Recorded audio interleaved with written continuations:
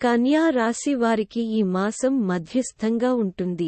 గ్రహస్థితి కొన్ని ఆరోగ్య సమస్యలను సూచిస్తున్నందున మీరు మీ ఆరోగ్యంపై శ్రద్ధ వహించవలసి ఉంటుంది. ప్రేమలో ఉన్న స్థానికులు అనుకూలమైన కాలాన్ని అనుభవిస్తారు. అయితే వివాహిత వ్యక్తులు ఈ కాలాన్ని సవాలుగా భావించవచ్చు. కెరీర్ పరంగా ఈ నెల సగటు ఉంటుంది. 10వ స్థానానికి అధిపతి అయిన బుధుడు రాహువు మరియు కుజుడు ఉన్న 7వ ఇంటిలో బలహీనమైన రాశిలో ఉన్నాడు. ఈ ప్లేస్మెంట్ మిమ్మల్ని మీ ఉద్యోగంలో కష్టపడి పనిచేసేలా చేస్తుంది. మీరు విజయం సాధించడానికి అదనపు ప్రయత్నం చేయవలసి ఉంటుంది. మీ వ్యతిరేకత మీకు హాని చేయడానికి ప్రయత్నిస్తుంది కాబట్టి మీరు మీ తెలివిని ఉపయోగించాలి. మే 10న బుధుడు 8వ ఇంట్లో మేషరాశిలోకి ప్రవేశిస్తాడు మరియు ఈ కాలం కెరీర్లో హెచ్చు తగ్గులను తెస్తుంది. కన్యారాశి విద్యార్థులకు ఈ మాసం ప్రారంభం అనుకూలంగా ఉంటుంది. 5వ ఇంటికి అధిపతి అయిన శని తన స్వంత రాశిలో కుంభరాశిలో 6వ ఇంటిలో ఉంటాడు. శని మిమ్మల్ని కష్టపడేలా చేస్తాడు. మరొక వైపు జ్ఞానదాత బృహస్పతి 9వ ఇంట్లో ఉండి మీ 5వ ఇంటిని చూస్తాడు. ఇది మీ చదువు పట్ల సంకల్పాన్ని పెంచుతుంది. కుటుంబ జీవితం ఈ నెలలో మితంగా ఉంటుంది.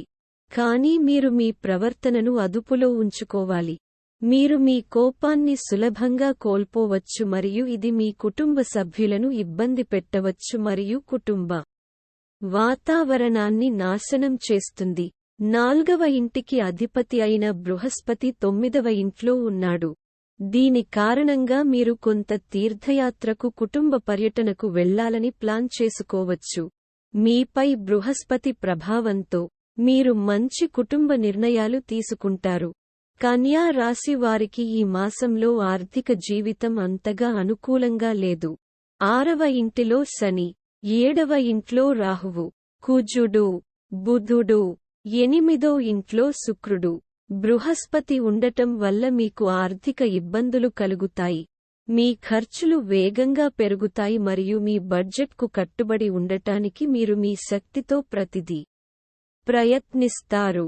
మీ ఆదాయం కంటే మీ ఖర్చులు ఎక్కువగా ఉన్నాయని మీరు గమనించవచ్చు. ఆరోగ్యపరంగా ఈ నెల మీకు అనుకూలంగా కనిపించడం లేదు. బుధుడు దాని బలహీనమైన మీన రాశిలో రాహు మరియు అంగారకుడితో ఉన్నాడు.